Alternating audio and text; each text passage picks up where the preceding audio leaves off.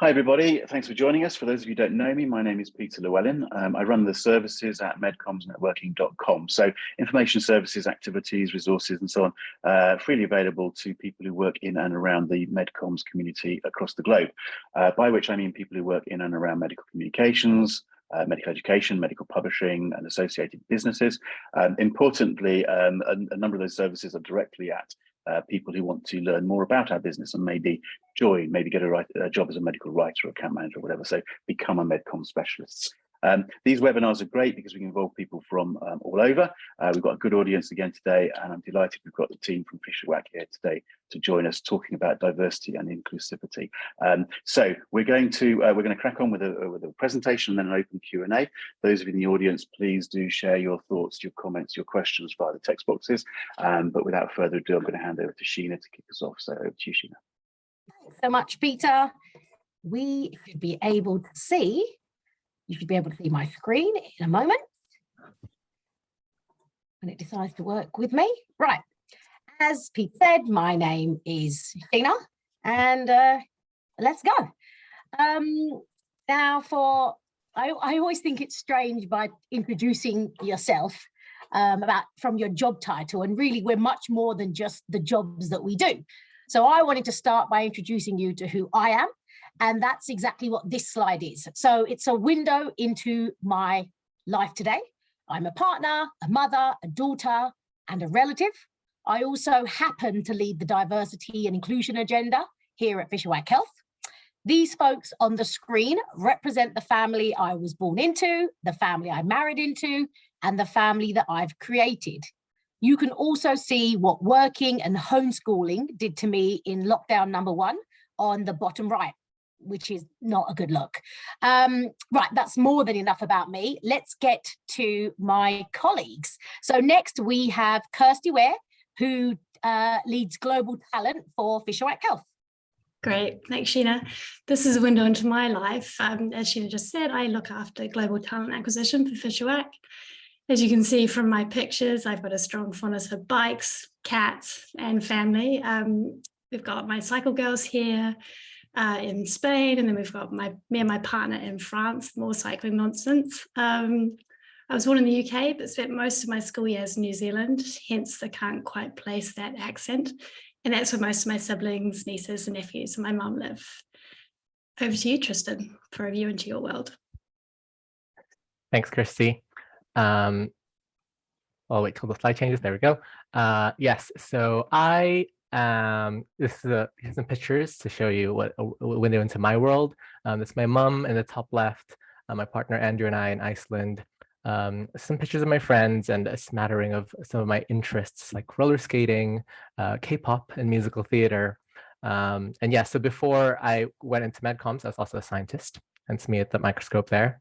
And yeah, I've been at Fishawack now as a medical copywriter for around 4 months. So yeah, that's me. I'm going to hand back to Sheena now to introduce the D&I initiatives here at Fishawack. Thank you so much, Tristan. So I think I've gone one too far. Have I? Oh, no, I haven't. Okay. So the D&I agenda at Fishawack Health has been running for a couple of years now. So let me hand over to Kirsty, who was leading the initiative before I arrived late last year. Thank you. So our journey started just after the George Floyd murder in 2020, where we had to really reflect on the gaps in our learnings and actions at Fishawack. We decided to create a team and gather as much information as we could to really identify the needs of our employees. And we did this by commissioning an equity standard audit with Creative Equals. We then started with some fundamentals to set and embed in our business priorities.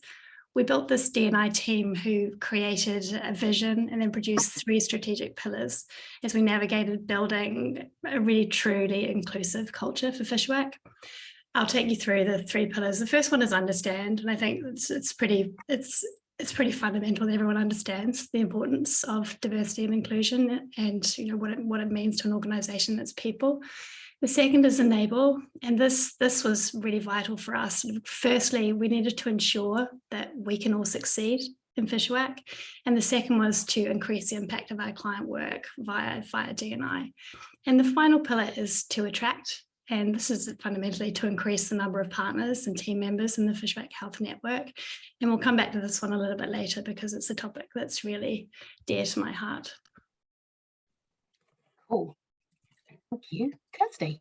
One of the first company-wide initiatives that we've seen great success with is the introduction of our new employee network groups. So the groups are a place for like-minded people and provide a centered space for the communities that they support, as well as opportunities for allies to get involved and learn how to support the group. Anyone can be an ally, regardless of their identity, and a focus on intersectionality can result in many of us being members of multiple groups. Now, while you may have some experience of employee network groups that are grassroots-led, those that have the support of company leadership can be more impactful for employees. So I'm really thrilled that at Fishawack Health, we have executive sponsors for each group, all of whom sit on our executive committee. Now, I'm sure there are one or two people out there thinking, well, why should I care? And the answer is having these senior stakeholders support our groups can result in an increase in our program budgets, having an open communication channel to the exec committee, and cultivating relationships with those decision makers.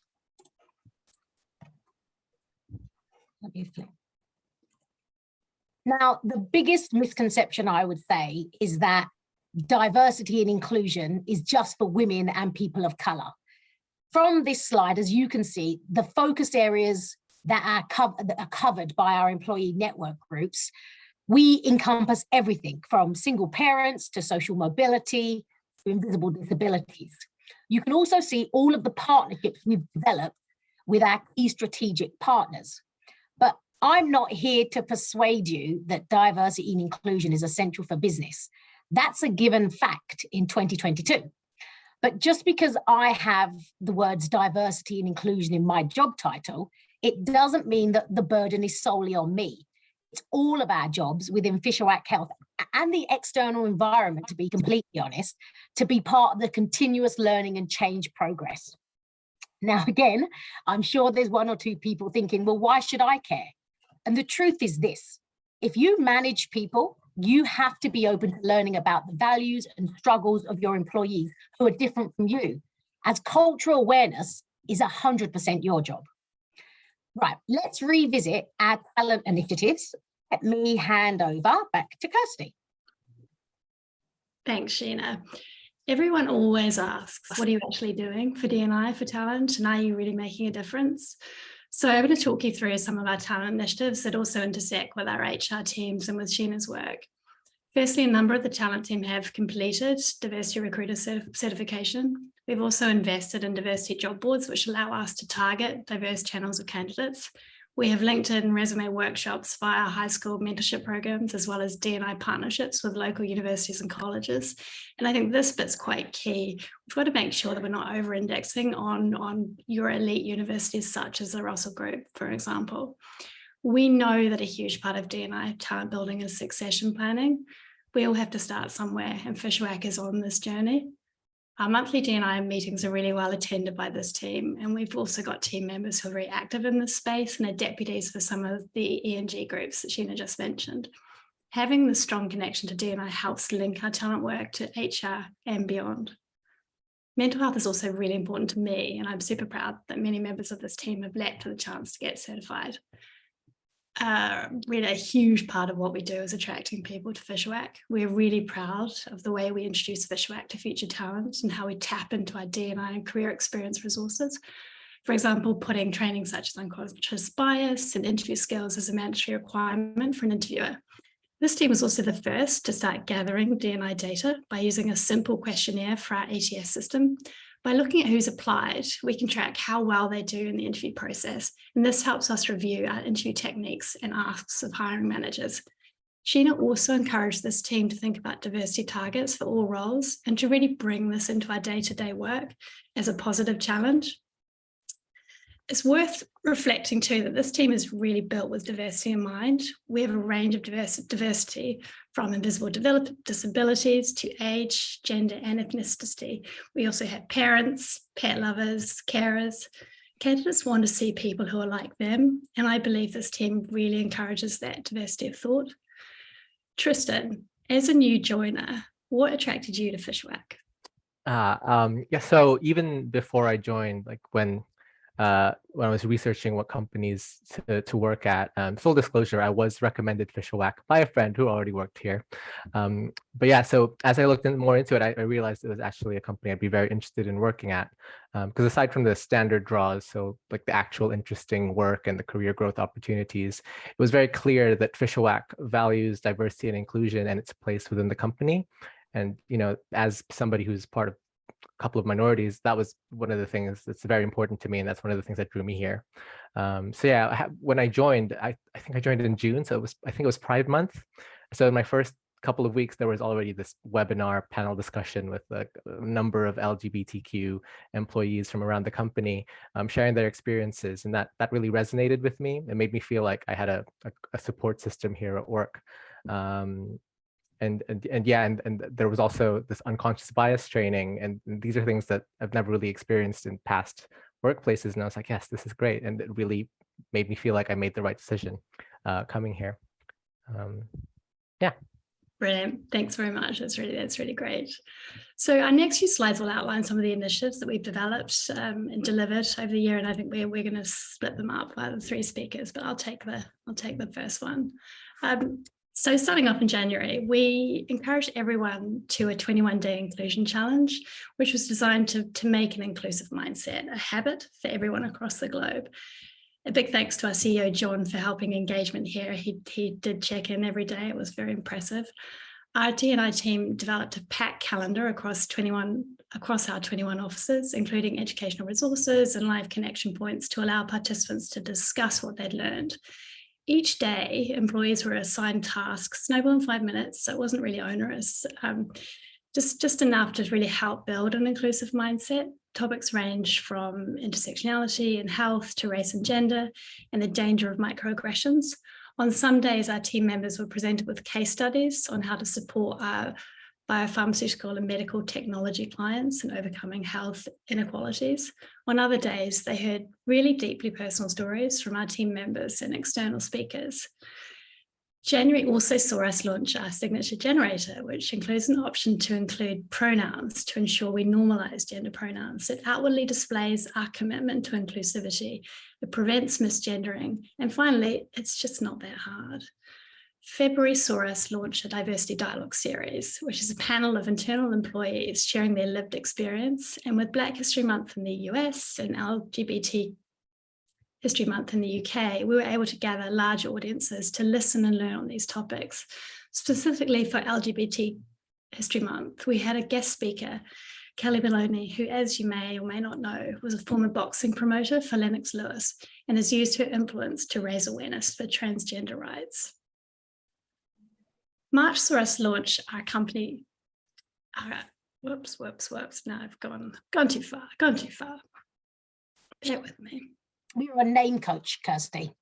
I am on Name Coach, you're right, which actually I was really personally involved with, so I'm surprised I was going to skip it. So March saw us launch another inclusive tool, Name Coach. As someone who's often called Kirsty, I really appreciated this tool. So essentially, Name Coach is a recording and playback tool that enables employees to voice record their names so other team members can hear how names are pronounced. Seems simple, right? So getting people's name right promotes a sense of belonging and inclusion across our organization, helps build stronger relationships, and finally, ensures diverse prospective employees, clients, everyone feels respected from their very first interaction. To top off our first quarter, we had one-to-one career conversation with Fishawack Health's Deb Keller, who is chairwoman of the group, and this allowed us to showcase one of the journeys one of our senior women has had to take to get to the top. So Tristan, I'm going to hand over to you now to take us through spring. Yes, thanks, Kirsty. So in April, we launched the employee network groups that Sheena touched on earlier. And then in May, we started a monthly D&I newsletter so that everyone has an understanding of what we're doing across the organization in the realms of D&I. We also began our summer internship program. And the purpose of this was to expose underrepresented individuals to the world of solving complex healthcare challenges and the process of bringing novel therapies and treatments to the market. This experience also creates opportunities for our interns to become ambassadors for diversity, equity, and inclusion throughout their careers. In June, we celebrated Pride in the best way possible by creating a myriad of content and resources for everyone to enjoy. So there was a daily Pride Wordle, there was a big gay quiz, education content, entertainment playlists, and famous LGBT contributors. And through these initiatives, employees were able to learn about the influence of LGBTQ+ people had across the world. And then we finished off with a diversity dialogue where a married couple shared how they celebrated Pride and their wedding anniversary.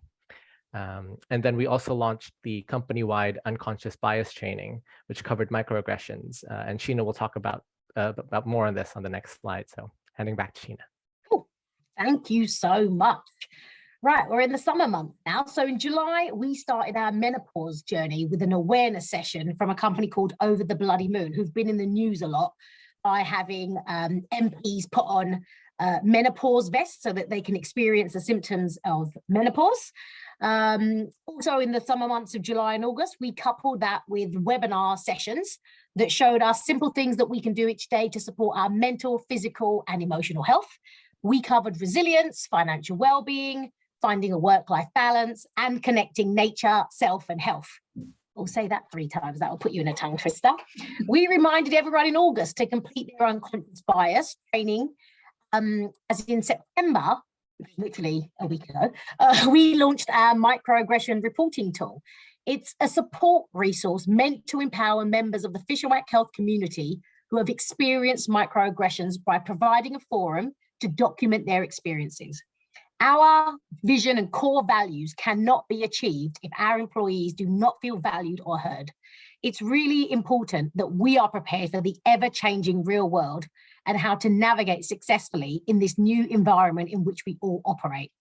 This tool will allow us to have restorative conversations about how an intentional or mostly unintentional interaction that communicates some type of bias between employees can effectively be addressed.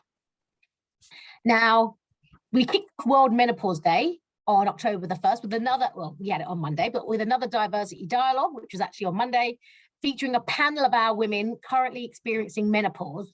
And it generated the most amount of questions we've ever seen submitted, which shows that we need to talk more about these issues. As it's Black History Month, we're also hosting a panel on allyships with some of our senior leaders. And we're currently planning our November and December events, but as you can see on the screen, these are some of the events that we will be celebrating. Now, we don't want to sit up here and broadcast to you how well we're doing, as there's always more to be done, and there's never an end game to the diversity and inclusion role. But hot off the press, these are some of the verbatim quotes from our annual company-wide survey on what we do well.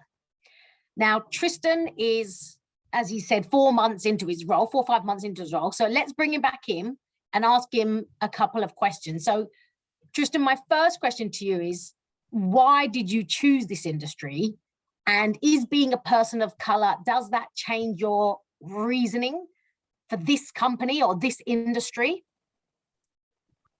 Yeah, so choosing the industry, I think, so when I was doing my PhD, when I thought I was going to be a scientist, I was like, oh yeah, I love science. Might do this forever. But as I progressed, I was like, maybe not forever. And when I realized I wanted to do something else that wasn't in the lab, something a bit more creative, I found MedComms, and it was the perfect kind of blend of creativity and scientific, I don't know, adjacency that I was looking for. I'm able to use the skills I learned from my science days, and there's always something new to learn. So new skills, new fields, always interesting, and you can see the impact of your work much more readily. With regards to being a minority, choosing MedComms, I think it is part of the reason that I care a lot about diversity and inclusion within our field is that there's still a lot of ways minorities are underserved in healthcare. So it's important that we do our part on the comms side of things to remedy any inequalities and barriers to access. And the output that we produce, it's better if the team is more diverse. The audiences we're trying to reach, doctors, patients, etc., they're all very diverse. So it's important that we are too. We're better able to identify specific needs, deliver better solutions, and make sure that the work we do and the work we produce is as accessible as possible. Yeah. Lovely. And I guess my second question to you is there anything else that you think Fishawack Health can be doing to increase the culture of inclusivity? I think like laying the plan that you've laid out is already super impressive, and it's really great that we're doing it. I'm interested to see what happens with the microaggression reporting tool. So it is great that there's that anonymous place to report these slights, because I think that supports a culture of ongoing dialogue and about how to create inclusive and equitable spaces and practices for learning. Yeah, I'd like to see like how those reports are kind of managed and dealt with, but I guess that's it's a learning opportunity for when it comes. Yeah, for sure. And I think, that's something we've launched literally a couple of weeks ago. And I would say the most important thing for us is to figure out if there are any specific trends, are there any specific areas that require further education? But given it's 2 weeks old, it's let's give ourselves some time to build on that data. But hopefully, that data will provide us with a roadmap for our FY24 and onwards. Okay, now, of course, we are trying our hardest to become an inclusive employer, but this is a journey. We won't always be able to get everything right, but we are open to learning. And our inclusion index has increased from 74% last year to 83% this year. And so this slide and the next suggest some actions that can be taken to amplify your diversity and inclusion initiatives. But as I move to the next slide, you will see that the highest impact actions are those which build relationships and foster that inclusive environment. Sponsorship and mentoring are effective methods to building an inclusive environment, but they require time, money, and most importantly, effort. But I implore you that these are the programs that will really make a difference in your journey. Finally, and we end all of our webinars, diversity dialogues, and emails with this message, which is demonstrating inclusivity, it would help if I could say it, is what really matters. That's it from us. Here are our contact details if you need us. But Peter, back to you. Would you like me to stop sharing? Fantastic. Yes, please. If you stop sharing the slides there, that would be great. So we're back to us. So that's great. Can I start very quickly with a thought that I had quite early on? Apart from anything else, quite a number of people will be watching this, maybe today, certainly in time, who won't know that much about Fishawack. And you didn't say very much about Fishawack. Can you just give us a sort of a broad brushstroke, this is us type thing, where in the world you are and so on? Just give us the headlines. That one to me, Sheena. Thanks very much. Paint the picture. Okay, so Fishawack, I think we're about 22 years old now as a company, and it was originally born as a medical communications company, and then developed a plan to have more of an end-to-end piece across healthcare communications. So via acquisitions, we now include businesses in our consulting group, in our US and global marketing groups, alongside our medical team, and then they partner with newer acquisitions alongside policy, which comes under a umbrella called PAVE, which essentially stands for Policy, Access, Value, and Evidence. So it's I don't want to say one-stop shop, but I think it's more sort of an end-to-end journey of what we can do in the healthcare field. And we're about 1,500 people now, I think. It's the latest hot off the press headcount. Okay, cool. And offices in the UK, in the US, in Singapore, Greece, and Ireland. Okay, cool. I was going to say, wasn't there a Swiss office or something, or has that disappeared? There used to be. Wasn't there a Swiss office? Is that gone? person. I've lost track. Oh, is it? Okay, right. Okay. Okay. So let's not. I don't want to get bogged down there, but it's useful to people to have a sense of the size and scale of them. And it has. I mean, you've grown very rapidly over the last few years through acquisitions. You said so. That's undoubtedly brought in its own challenges and sort of thing. And so that's great. And I think it was. I mean, personally, I'm applauding when I think Sheena, you started off by saying diversity, inclusivity, stuff doesn't just mean gender and ethnicity. And so often there's conversations around that line. And I think what you provided there was a very comprehensive program of activity and so on. And I would encourage the audience to throw us any questions or comments you have, and we can weave that into the conversation. I'd just like to have a conversation around the practicalities of that, and how it works in practice. And a couple of immediate questions from my point of view. One, I didn't want to forget, and I might just have missed it, Sheena, but you said towards the end, you said something about your Inclusivity Index score has gone from something like 60 to 80% or something. From 74 to 83. I might be just being stupid. What's an Inclusivity Index? I don't think you said quite what that meant or how you measure it or what. So we have an annual company-wide survey, and we had some questions on there regarding diversity, inclusion, and belonging. And so we take the average of those. I think it's 4 questions, and that's the basis of our index. And so those questions are something off the top of my head. I think one is, can I be my authentic self at work? Do I feel a sense of belonging? And there's a couple of others as well. But we take those scores and we build our index. So last year was our benchmark number. So I think we did the survey in October, I think it was last year. And now we've done it in September, and literally like those are figures that for those who are from Fishawack, don't tell anyone we told you. But those are hot off the press. And so it's a testament to the team and everyone that works at Fishawack, because it's, again, people from Fishawack, don't tell anyone, it's the highest moving metric in our company-wide survey, which is diversity and inclusion. So it's something that I personally am very proud of. But again, in the same way that it's not my responsibility to be, because I've got diversity inclusion in my name, I cannot take credit for that. It's the whole team. It's the employee network groups. It's the leaders that have stepped up. It's all of the different people that have really gone out of their way to foster an inclusive culture. Okay, so this is an internal measurement. Yeah. Yeah.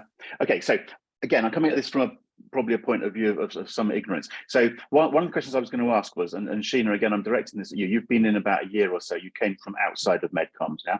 So there's been a lot of talk over the last couple of years in particular about diversity, inclusivity, and so on. I've heard a lot of talk. I've had a number of webinars, a number of activities talking around this topic. I wondered, I suppose my question is, have you got any benchmarks within the industry, within MedComms, that you're measuring yourself against, and outside of MedComms further beyond? And the blunt question is, what are they? Because what I see are people talking, and for instance, some of the associations and so on have got special interest groups or whatever, but I don't see a lot of actual evidence or benchmarking or numbers or something. And I just wonder I mean, it's great that you're doing what you're doing and in your own terms, proving your value, as it were, if I can put it like that. But what have you got to measure yourself against and around? Or is there nothing? Or what's your comment on how the MedComms business is doing of itself, but also versus outside of MedComms? Sorry, there's quite a bit in there, but can you just talk a bit to that? Yeah. No worries. I think I got most of it. So I think for us, it's really important to benchmark ourselves against our industries, right? But I would say that Fishawack Health would consider itself more as life sciences, professional services. So we wouldn't, although I've searched for MedCom D&I indexes to see where we sort of balance ourselves, I myself haven't been able to find any research papers on that.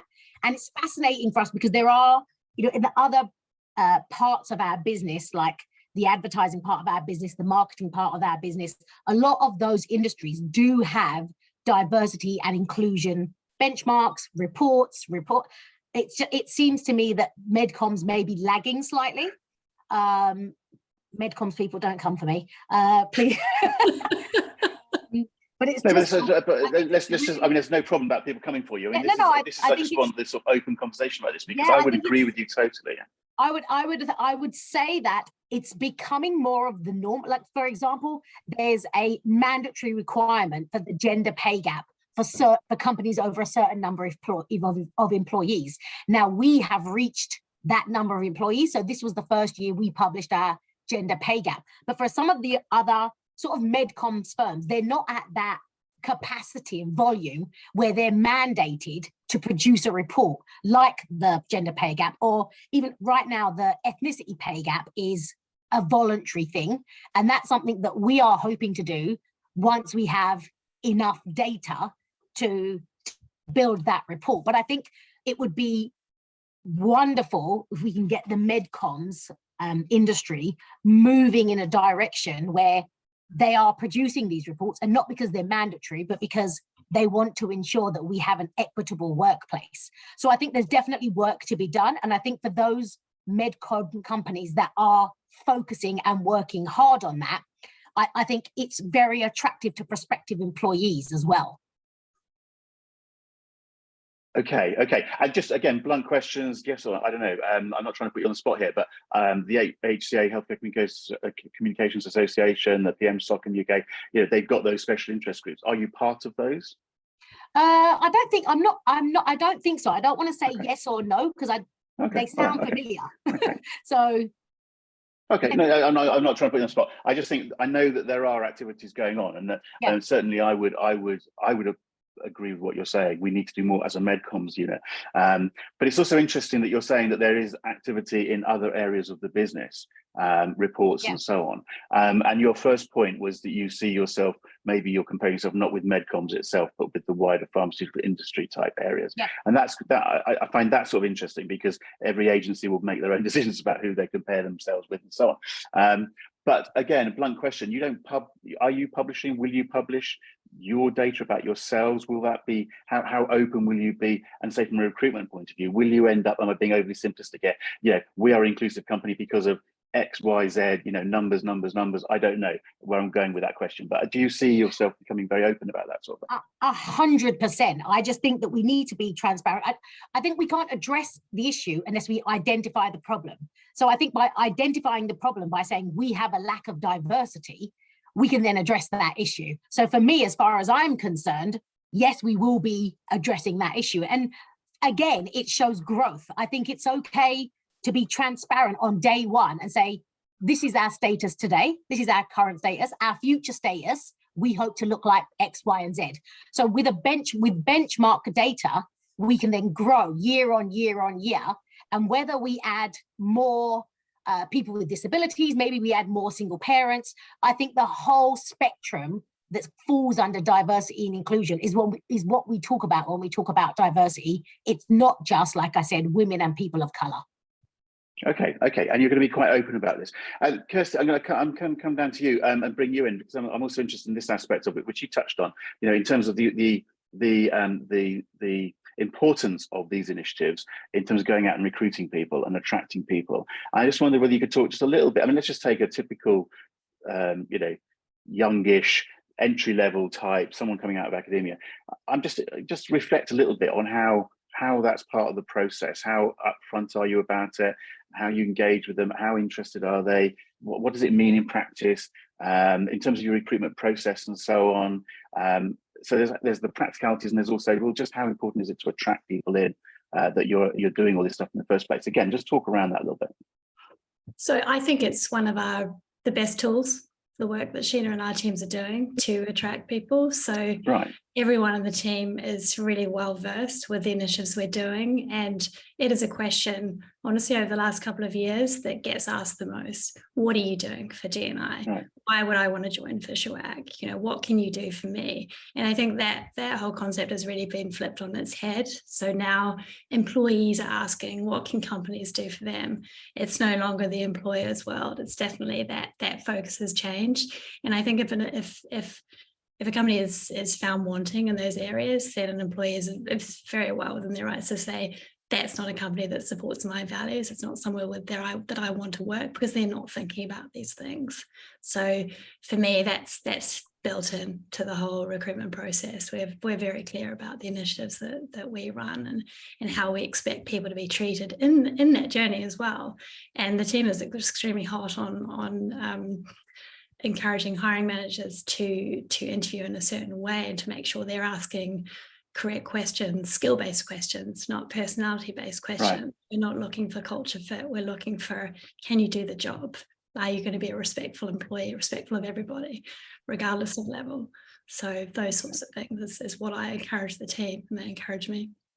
Okay, and it's an interesting point you made that that power change has happened, and it's the potential employees asking you much more and driving this sort of thing. A comment came in here, and let's just pick up on this just as a specific comment. Can you answer that from Anonymous? If a candidate joins the company, has specific needs, are these communicated to the person's team's managers ahead of start day? Again, without going into too much detail, I guess, basically here, but how does that process get managed from a recruitment point of view? So there are a couple of things. So when you apply for a job on our system, you are asked some questions that you don't have to answer. You are asked to disclose any sort of special characteristics or of your ethnicity or anything that you want to disclose to us at that point. It also helps us with our information gathering. But when you actually start, we're rolling out a new form that asks you to be a little bit more open about what we should know about you, and it could be, what's your sexual orientation, gender reassignment, any of these pieces. But also crucially, every single application really talks about access and making sure that you have everything you need when you apply for a role. Rules are obviously a little bit different in the US compared to the UK in terms of what you can and cannot disclose. But we are an open organisation and willing to do whatever we can to make an employee feel that they can access whatever tools they need to be able to do their job well. And I think for us, it's really important that we set up our new employees for success. Yep. And I think figuring out what's the best way that you work, are there any things that you need to help you? And so there has to be a level of trust between the candidate or the new employee and us, right? You tell us, for example, you have a invisible disability, or you may have, something that, and you may require a bigger screen, you may require an additional monitor, you may require those are things that if you disclose to us what are the best ways to help you, we can then take it upon ourselves to say, right, let's set you up for success. So it has to be a two-way communication. We can't help unless we know, or we can't target campaigns unless we know who we're targeting them from, which is why we ask people for their protected characteristics. Okay. And I'm just sort of stating the blindingly obvious here, but it can be very difficult and uncomfortable and sensitive, and needs some management. As an individual coming to a company, how much do I say about what I need because I don't want to step wrong or something? So there's got to be a very, very welcoming culture and management structure and so on to enable me to open up about some stuff anyway, I would imagine, those invisible disabilities or whatever. And I, from a personal point of view, over the last couple of years, it's been interesting trying to get people to talk about some of this stuff quite openly. And we've had a number of webinars or meetings or whatever. There's quite a lot of difficulty in getting people talking about this. There's also a lot of difficulty because what's the context? We don't know really, going back to a previous point, in terms of MedComms, what the numbers are.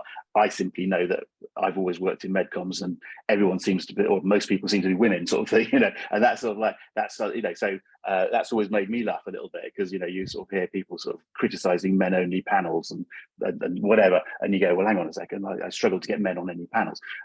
But, getting real numbers out there, getting real context, and then getting people to talk openly, very, very difficult. But very, very interesting when you can. Too, and there is a generational thing about it, and I am the old guy. So that's where you're heading with that one, aren't you? Yeah. I'm not saying anything.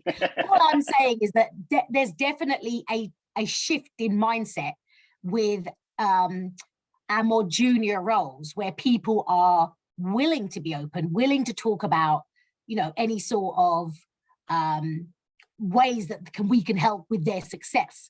And for us, I think what's important that, whether, when the junior people are open, as people throughout the company can see, actually, being vulnerable, opening myself up, being my authentic self, actually, I'm accepted here.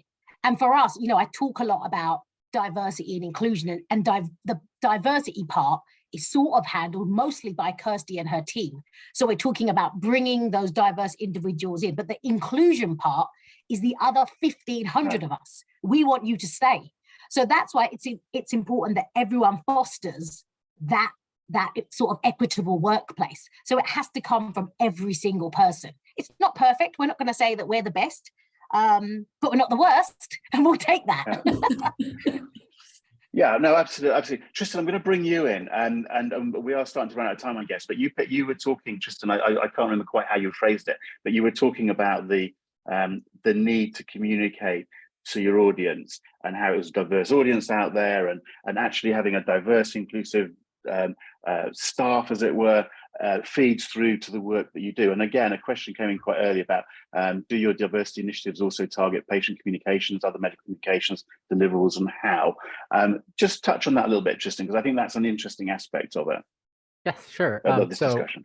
Personally, most of the work that I've done here is more HCP focused. So I've not done many patient communications, but I am aware that it's happening within the company. And I think with regard to patients, it's very important, especially with language evolving and how we refer to people. These are things that we need to start considering when talking to these populations. So, for example, Latinx people. There's conversations need to be had over using the X or using Latino, Latina, Latine, and I think having a diverse population a diverse team will enable you to have more productive discussions on that and help you reach a better conclusion. Things like referring to pregnant people rather than pregnant women. Again, I've been in places where that's been a point of contention, and because those are those products are going out to patients, and you want to be able to be as accessible to as many people as possible. You want to be using the correct language, and so having a diverse team will let you do that. Or certainly would encourage the environment in which you will learn how to do it. I think there's an important point in there. We are slightly over time. Let's just throw this question at you. I don't know. I might be assuming the answer, and let's see what you say. But again, question came in. What about your staff turnover? Are you now far enough down the line to be able to go, and staff turnover is lower because of? Is there any sort of sense of that? Can you be that sort of specific about it, Sheena, or is that a sort of work in progress? I mean, it's a work in progress, but what we can show is that we survey and do pulse checks throughout the year, and our new employees that have been in the company from, I think it's 0 to 6 months, right, Kirsty? They're in the 90 percentile of being that they feel like they have a sense of belonging. They feel like they've really been welcomed into a community. I really dislike the word family for organizations. I think community gives it much more of an inclusive lens. But our incoming new employees seem to really be thriving with all of the new tools and the feedback tools and the D&I initiatives and the learning and development that we do. So it's a testament to the work that's happening across the board in terms of enhancing the employee experience. Okay. Look, there's a lot of ground we've covered there. I hope we've provided people some food for thought, but we're going to have to draw a line here. I do find this fascinating, and good on you for the program that you're putting together. And it'd be interesting in another year's time to talk again about how the progress is and so on. Just for today, I'm going to draw the line there. Say thank you to you for joining us and sharing those experiences. The audience today, but also anybody watching this video later, I'd encourage them to reach out to you. I know you're all happy to hear from people on LinkedIn is the easy way, or you provided some contact details earlier. But part of the point of these webinars is to get people talking to each other. So please do, anybody watching this, reach out to the team from Fishawack. So huge thank you. I'm going to ask you to give us a little wave while we stop the recording. And those are members of the audience, please don't rush away. We're here for another 10 minutes yet. So now you can wave. Bye-bye.